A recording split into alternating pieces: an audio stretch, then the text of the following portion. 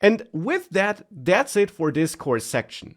Now you learned how you can send HTTP requests, for example, to post data to a backend, to send a post request, which is typically used for storing data on a backend, though it will, as mentioned, always depend on your backend which kind of request is needed.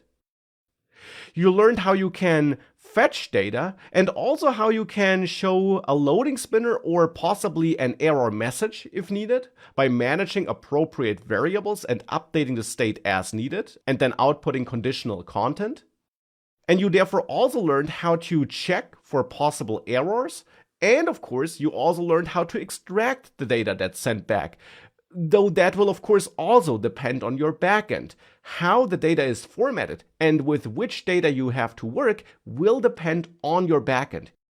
Here in Firebase case, we're decoding that JSON response body and we're then transforming it such that in the end we again have a list of grocery items.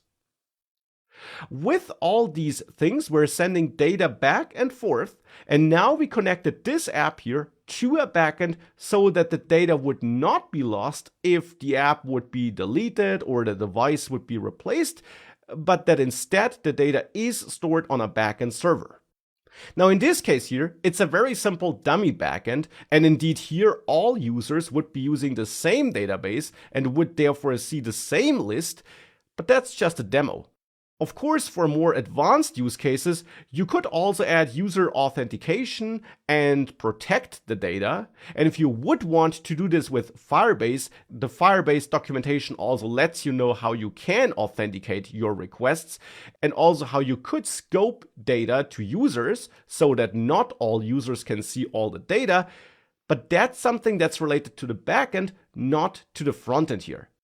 This section was about getting you started with HTTP requests so that you can build apps that do not just store data locally, but also remotely on a database typically with help of a backend.